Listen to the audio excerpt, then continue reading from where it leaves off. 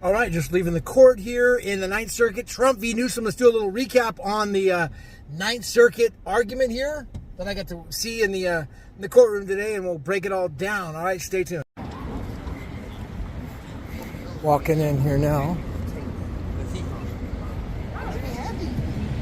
Thank you, everyone, for turning out here to join our own people, which is the act of a fascist dictator, a weak fascist dictator. The district court did the right thing. The district court judge, Breyer, did the right thing in putting in an emergency injunction to prevent Trump to not use the National Guard in the obviously illegal way that he did. But this Ninth Circuit panel, instead of letting that Place was put in by Congress in, I think, the late 1890s. And there's the Phoenix. All right. So check it out. So I'm just taking out now. We basically, Trump's counsel, he standed firmly on the argument of this court lacking any jurisdiction. Full stop. And now there's three judges. You got Judge Bennett, I think it was Judge Miller, and Judge Song. Miller and Bennett were both appointed by Trump in 2019. Song was appointed by Biden. So if it's political, you got a 2-1. But as opposed to the hearing, it was not at all political. These judges did not argue politics, and they were not interested in politics. They were just interested in the law.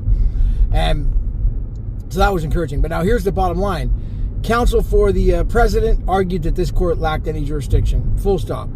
Meaning that the statute does not defer to the court to let the court decide whether or not what the president did was right or wrong. That's for Congress to decide, and Congress only. And that's sort of under the separation of powers argument. And Judge Bennett, he kept asking counsel for the president, hey, well, what about this? Well, what if the president's so out of line and he just invokes the militia and the facts don't make any sense and they're out of line? And he said, well, the statute and the law says what it says, Your Honor. I'm not, we're not changing our opinion. The court lacks any jurisdiction to decide on this matter, no matter what the facts are. It's not for the court to decide. And the courts, and then counsel cited a mid-1800s decision, like 1832, was called Miller versus Mott. And in that case, basically, that is exactly what the Supreme Court of the United States said, that the Supreme Court and the court has no authority to interfere with the president's power, presidential power, to invoke the military, or to invoke the militia in this case. And the president for the counsel for the president, he stood on that the entire time. He said, in a very kind of a alternative closing, he basically said that, well, and even so, the president followed the statute to the letter of the law, which in this case does not give the governor a veto power over the president's decision. Because that's ultimately what the governor's trying to say, is that he can veto the president's decision. The president wants to invoke the National Guard. The governor can veto it, says, I don't want you to do that, I object. That was their opinion and their decision. I'm sorry, their argument for the governor. And of course, that was just very limitedly touched on by the president's counsel, the United States counsel. Ultimately, that was a very small point. The main point was this court lacks any jurisdiction. And that's a very big argument. That's a substantive argument. And no matter what the court put back at counsel, he stood on the lack of jurisdiction. He didn't use the word jurisdiction, but that's what he was saying. Is this court has no authority to even review the presidential powers to invoke the National Guard. It doesn't even have the power to. Only Congress can. Congress has that oversight, not this court. So then Mr. I forget his name, but anyways, counsel for the governor got up. He attempted to argue that the National Guard, was needed in other places to fight forest fires, potentially forest fires, other potential emergencies, and that the National Guard is creating irreparable harm by the National Guard not being able to be available, these 2,000 National Guardsmen, in other places to fight forest fires and other things, or other potential threats. He's saying this is, yeah, well, we'll concede that this was an actual threat.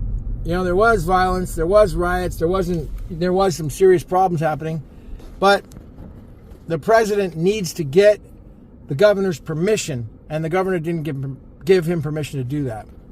Yeah, so in this case, that's what it came down to. The governor didn't give him permission, and the president says that he doesn't need permission. The governor, of course, the governor says you must get my permission, and the 10th Amendment issues didn't really come up at all. I will say that the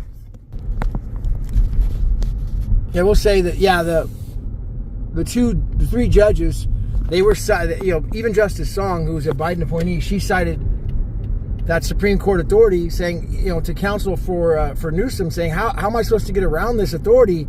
Yeah, it's an old case in 1832, but it says right in here that we don't have any discretion. We don't even have the ability to rule on this matter. How am I going to get around that? And then counsel for Newsom says that, well, it's an old case, Your Honor, and there's a lot more modern stuff going on right now. And plus, then he went right back over to the facts. Plus, the facts in this matter, they don't support what the president did. That's a distraction. That's a terrible argument, because she wasn't asking about that, whether the facts support it or not. It's not, that wasn't even before the court. Do the facts support this? Well, that doesn't matter. The song is, what authority do we have to even review this matter? Because under the Martin v. Mott case, it says we have no authority. It's completely a presidential power. Then counsel for Newsom tried to argue the facts. Oh, there weren't enough, it wasn't a big enough emergency going on, so he can't do that. That's just not on point at all. I mean, I think that the court is highly intelligent here in the Ninth Circuit. They're not going to hear a factual argument from Newsom. She wanted to know a legal theory. What legal theory were they basing it on? And he had none. He had no legal theory to go against it. He had no precedent.